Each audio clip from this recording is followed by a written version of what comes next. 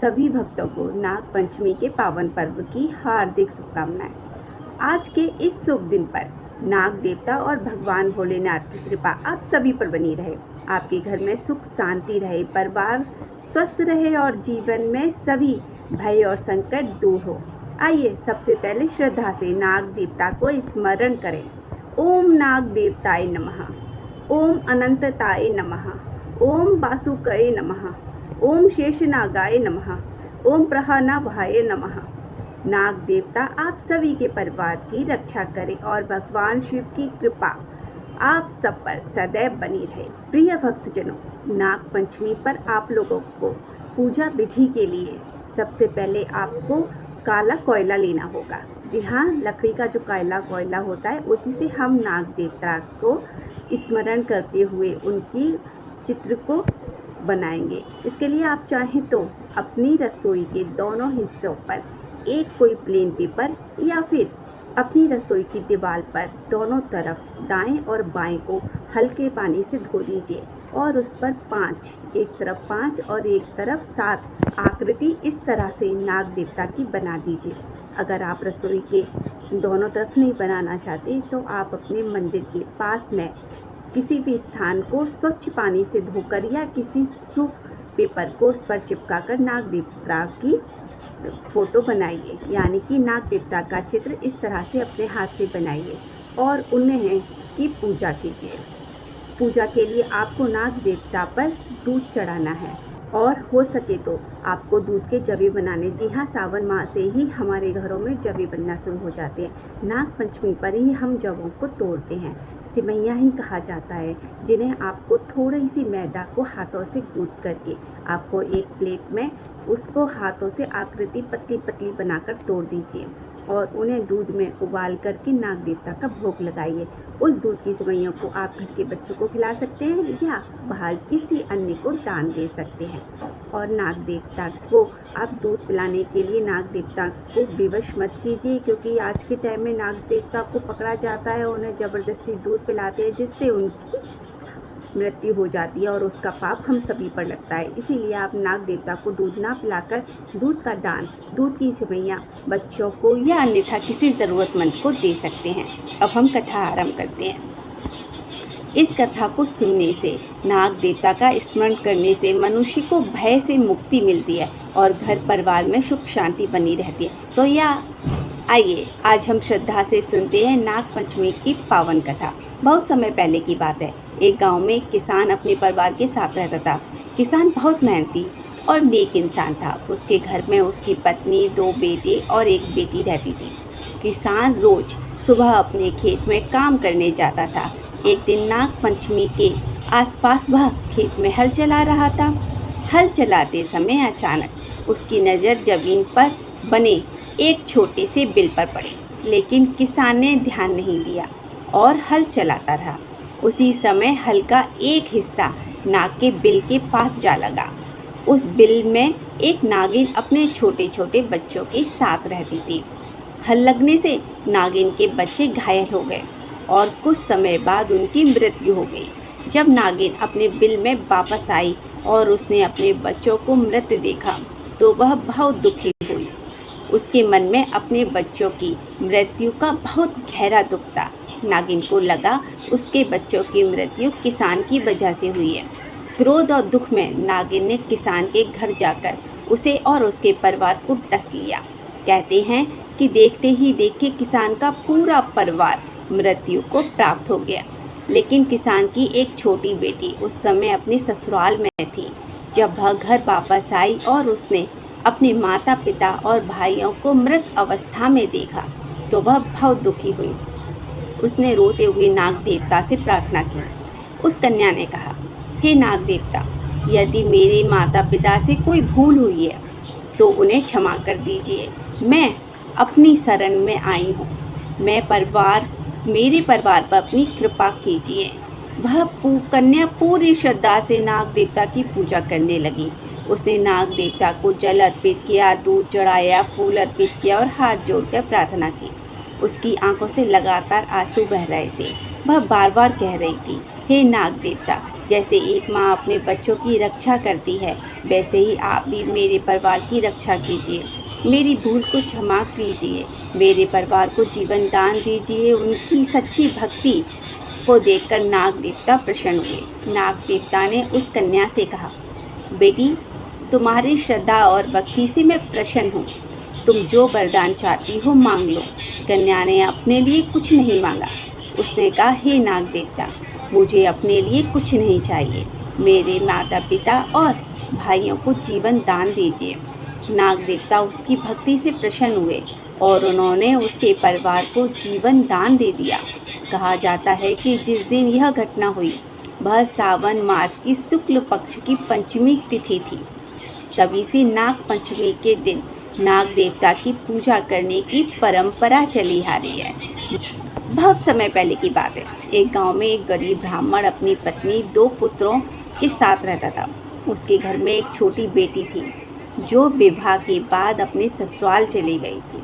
ब्राह्मण परिवार बहुत साधारण जीवन जीता था। घर में धन संपत्ति नहीं थी, लेकिन भगवान की भक्ति में उनका विश्वास बहुत गहरा था। ब्राह्मण की बेटी बचपन से ही भगवान शिव और नाग देवता की पूजा किया करती थी। जब भी वह मंदिर जाती, भगवान शिव को प्रणाम करके कहती, हे भोलेनाथ, मेरे परिवार पर हमेशा अपनी कृपा बनाए रखना। समय बीतता गया। एक दिन श्रावण मास में नाग पंचमी का पर्व आया। बेटी अपनी मायके आई हुई थी। उसने सुबह स्नान किया, घर में साफ किया और पूजा की तैयारी करने लगी। उसने अपनी माँ से कहा, माँ, आज नाग पंचमी है, आज हमें नाग देवता की पूजा करनी चाहिए। माँ ने कहा, बेटी, हमारे घर में तो पूजा की जाती है, लेकिन सामग्री क्या है ये हमें नहीं पता। बेटी मुस्कुराकर बोली, माँ, भगवान को धन नहीं चाहिए, उसे तो सिर्फ सच्चा मन चाहिए। उसने थोड़ा सा दूध लिया, फूल इकट्ठे किए और भगवान शिव तथा नाग देवता का स्मरण करके पूजा करने लगी। पूजा करते समय उसने हाथ जोड़कर कहा, हे नाग देवता, यदि मेरी भक्ति सच्ची है, मेरे परिवार पर अपनी कृपा बनाए रखना। उसी रात उसे स्वप्न आया। स्वप्न में उसने देखा कि एक विशाल नाग उसके सामने खड़ा है। नाग के फन पर एक अद्भुत प्रकाश था। बेटी डर गई, लेकिन नाग देवता ने कहा था, बेटी डरो मत, तुम्हारी भक्ति से मैं प्रसन्न हूँ। बेटी ने हाथ जोड़कर कहा, हे नाग देवता, मुझे अपने लिए कुछ नहीं चाहिए, बस मेरे माता पिता और भाई को हमेशा खुश रखना। नाग देवता बोला, बेटी, तुम्हारी यही बात तुम्हारी सबसे बड़ी भक्ति है। जो भक्त अपने लिए नहीं, अपने परिवार और दूसरों के लिए प्रार्थना करता है, उसकी प्रार्थना भगवान तक जरूर पहुंचती है। इतना कहकर नाग देवता अंतर ध्यान हो गए। सुबह जब बेटी की आँख खुली तो उसने अपनी माँ को स्वप्न की पूरी बात बताई। माँ ने कहा, बेटी, यह जरूर नाग देवता की कृपा का संकेत है। उस दिन के बाद उस परिवार के जीवन में धीरे धीरे सुख आने लगा। जिस घर में पहले आर्थिक परेशानी रहती थी, वहाँ अन्न की कमी नहीं रही। जो परिवार हमेशा चिंता में रहता था, उसके घर में शांति आने लगी। लेकिन सबसे बड़ा परिवर्तन यह हुआ कि उस परिवार के मन से भय समाप्त हो गया। ब्राह्मण ने अपनी बेटी से कहा, बेटी, तुम्हारी भक्ति ने हमें सिखा दिया कि भगवान तक पहुंचने के लिए बड़े बड़े मंदिर या धन की ज़रूरत नहीं होती है तो केवल सच्चे मन की। कहा जाता है कि तभी से उस परिवार में हर वर्ष नाग पंचमी के दिन नाग देवता की पूजा की जाने लगी। वे भगवान शिव को ध्यान करते, नाग देवता को प्रणाम करते और सभी जीव जंतुओं के प्रति दया रखने का संकल्प लेते। लेकिन इस कथा की सबसे बड़ी सीख केवल इतनी नहीं थी कि नाग देवता हमारी रक्षा करते हैं। इस कथा का संदेश ये भी था कि हमें प्रकृति और सभी जीवों का सम्मान करना चाहिए। सांप हो या दूसरे जीव, हर जीव का इस संसार में अपना स्थान है। हमारे सनातन धर्म में हमेशा प्रकृति को पूजनीय माना है। इसलिए नाग पंचमी हमें यह याद दिलाती है कि इस दिन धरती पर हम रहते हैं, उस धरती पर रहने वाले छोटे छोटे जीव के प्रति हमारे मन में दया, सम्मान होना चाहिए। नाग पंचमी हमें क्या सिखाती है? यह केवल एक कथा नहीं, नाग देवता की पूजा की कथा नहीं है, यह हमें सिखाती है कि सच्ची श्रद्धा, सच्ची प्रार्थना में बहुत शक्ति होती है। जब इंसान अपने अहंकार को छोड़कर भगवान की शरण में जाता है तो उसके मन में भय कम होता है और उसके भीतर विश्वास पैदा होता है। नागपंचमी हमें प्रकृति और जीव जंतुओं के प्रति सम्मान करना सिखाती है। नाग देवता को भगवान शिव के आभूषण के रूप में भी माना जाता है। भगवान शिव के गले में विराजमान नाग हमें यह संदेश देते हैं कि जिसे संसार भय और सृष्टि से देखता है, भगवान उसे भी अपने पास स्थान दे सकते हैं। इसलिए नागपंचमी के दिन केवल पूजा नहीं बल्कि मन में दया, करुणा और सभी जीवों के प्रति सम्मान की भाव रखनी चाहिए। नागपंचमी से हमारी प्रार्थना है कि हे नाग देवता, हमारे परिवार पर अपनी कृपा बनाए रखें, हमारे घर से भय और संकट दूर करना, हमारे परिवार में सुख शांति बनाए रखना, हमारे मन में क्रोध, अहंकार और नकारात्मकता को दूर करना और हमें प्रकृति तथा सभी जीवों के प्रति सम्मान करने की बुद्धि देना।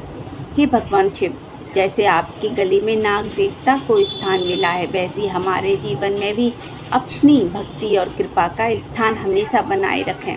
हे नाग देवता, हमारे परिवार पर अपनी कृपा बनाए रखना और इस कथा सुनने वाले सभी के परिवार पर अपनी कृपा बनाए रखना।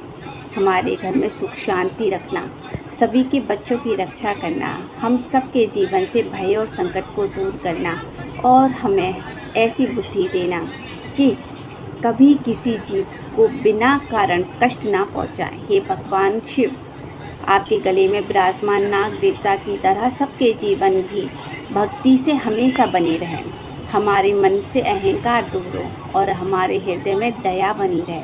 ओम नाग देवताय नमः। ओम नमः शिवाय।